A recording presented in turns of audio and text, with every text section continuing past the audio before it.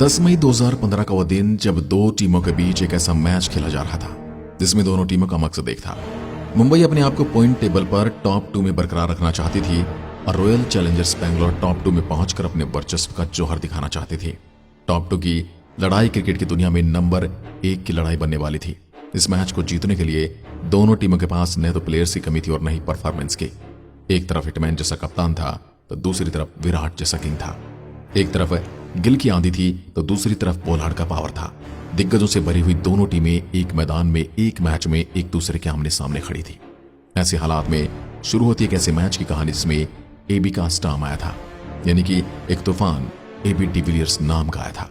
वानखेड़े का मैदान जहां दोपहर 4 बजे दोनों टीमों के कप्तान टॉस करने आते हैं। टॉस विराट कोहली जीत जाते हैं और उन्होंने पहले बल्लेबाजी करने का निर्णय लिया। विराट के इस निर्णय से रोहित शर्मा भी संतुष्ट थे, क्योंकि मुंबई के पास भी कुछ ऐसे गेंदबाज थे जो विराट की बल्लेबाजों का इलाज जानते थे, जो किसी भी आरसीबी की पारी की शुरुआत करने खुद कप्तान कोहली और क्रिस खिलाते हैं। दोनों धाकड़ शुरुआत करते हैं और शुरुआत के 3 ओवर में 20 रन बना लेते हैं। पावर प्ले के चौथे ओवर में मलिंगा ने क्रिस की आंधी को आने से पहले ही रोक दिया और क्रिस गिल को पैवेलियन भेज दिया। मुंबई और मुंबई के फैंस उस विकेट के जाने से बहुत खुश थे, क्योंकि तब गेल नाम की आंधी का सामना मलिंगा ने अपने दम पर कर लिया था। लेकिन मुंबई टीम की खुशी ज्यादा देर टिकने वाली नहीं थी, क्योंकि मैदान पर एक ऐसा शख्स आने वाला था जिसके नाम के किस्से उसके दुश्मन के खेमे में भी काफी प्रचलित थे। जिसके लिए मैदान कोई भी हो, मैदान कहीं पर भी हो, कोई भी बॉलर हो और कोई भी समय हो, अगर वो इंसान ग्राउंड पर होता तो वो हर जगह ही एक ही आवाज आती है।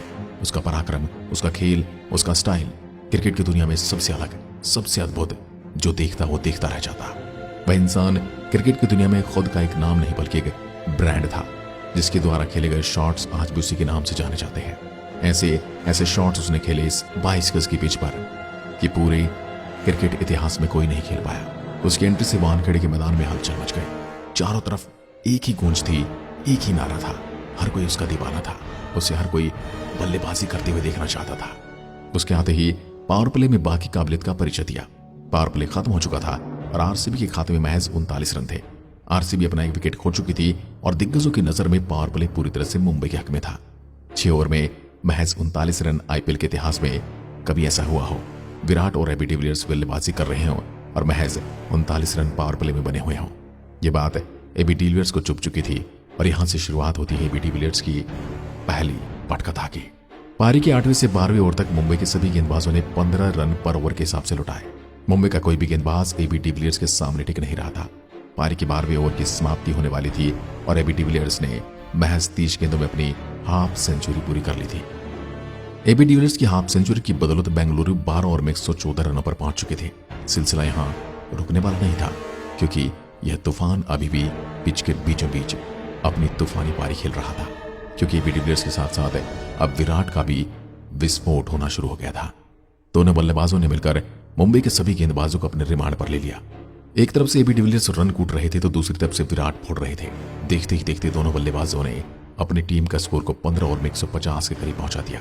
पारी के 17वें ओवर में मुंबई के सबसे खतरनाक गेंदबाज जसप्रीत बुमराह को एबी डिविलियर्स ने 6 गेंदों पर 25 रन कूट दिए। जिस पहले अर्धशतक को बनाने में एबी डिविलियर्स ने 30 गेंदों का सामना किया था, उसी 50 को 100 तक पहुंचाने के लिए एबी डिविलियर्स ने महज 19 गेंदों का सामना किया। एबी डिविलियर्स की शतक की बदौलत बेंगलुरु की पारी अब 185 रनों पर पहुंच चुकी थी और अभी भी 3 ओवर बाकी थे। एबी डिविलियर्स का प्रहार अभी भी जारी था और उन्होंने हार्दिक पांड्या को अगले ओवर में 19 रन मारे। बेंगलुरु की पारी को 200 के पार पहुंचाया। परिस्थिति अब ऐसी बन चुकी थी कि मुंबई का कोई भी गेंदबाज बॉल पकड़ने को तैयार नहीं था। जो गेंदबाज आता हुआ 15 रन पर ओवर के हिसाब से रन लुटा रहा था। एबी डिविलियर्स ने आखिरी ओवर में पांड्या को एक बार फिर से 17 रन मारे। 20 ओवर का खेल खत्म हो चुका था। बेंगलुरु के खाते में 235 रनों का विशाल लक्ष्य था, जिसमें 133 रन अकेले एबी डिविलियर्स के थे। डिविलियर्स ने 19 चौके और 4 छक्कों की मदद से 59 गेंदों में 133 रन बनाए थे। किसी भी टी20 में 133 रन बहुत बड़ी बात होती है। एबी डिविलियर्स की शानदार पराक्रम की वजह से मुंबई के गेंदबाजों का हाल कुछ इस तरह के था। हार्दिक पांड्या ने 3 ओवर में सबसे ज्यादा 51 रन लुटाए। न तो उस दिन जसप्रीत बुमराह का जादू चला और न ही मलिंगा ने कहर ढाया था। एबी डिविलियर्स के इस तूफान के चलते मुंबई की पारी बैकफुट पर आ चुकी थी। मुंबई हर हालात में मैच को जीतने की कोशिश करने वाली थी, लेकिन उसके लिए मंजिल और इसकी राहें बिल्कुल भी आसान नहीं थी। मुंबई की तरफ से शुरुआती बल्लेबाजी करने आए पार्थिव पटेल और लैंडन सिमंस, जिन्होंने 25 रन बनाए। विशाल लक्ष्य को देखते हुए मुंबई का हर प्लेयर शॉट्स की कोशिश कर रहा था और इसी कोशिश में पार्थिव पटेल रन आउट हो गए। पावर प्ले के 6 ओवर खत्म हो चुके थे और मुंबई 45 रन पर 1 विकेट गंवा चुकी थी। कप्तान रोहित शर्मा का विकेट भी चला गया और मैच की परिस्थितियां कुछ ऐसी हो गई थी कि हर ओवर के बाद मुंबई का रिक्वायर्ड रन रेट 1 रन पर ओवर के हिसाब से बढ़ रहा था। लेकिन कैरन पोलार्ड और लिंडन सिमंस ने मुंबई को कुछ हद तक मैच में जीवित रखा। दोनों बल्लेबाजों ने मिलकर कुछ बड़े शॉट्स लगाए, जिसकी बदौलत मुंबई की उम्मीदें 12 ओवर तक जिंदा रही। लेकिन ये शॉट्स भी मुंबई की उम्मीदों को जिंदा रखने के लिए काफी नहीं थे। 15 ओवर का खेल खत्म हो चुका था और इसी के साथ मुंबई के खाते में 135 रन थे और मुंबई अपने 3 महत्वपूर्ण विकेट खो चुकी थी। अब हालात इतने भयानक हो चुके थे कि मुंबई को पर ओवर 20 रन बनाने थे, क्योंकि मुंबई की अगली 30 गेंदों में 100 रन बनाने थे, जो किसी भी हालात में मुमकिन नहीं लग रहे थे।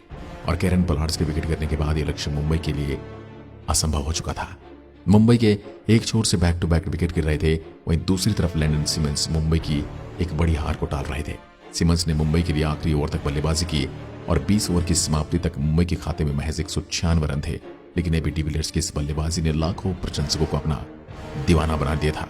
हालांकि मुंबई इंडियंस ने भी पारी को दमदार खेला था, लेकिन इस मैच में एबी डिविलियर्स की पारी हर खिलाड़ी, हर टीम पर भारी थी।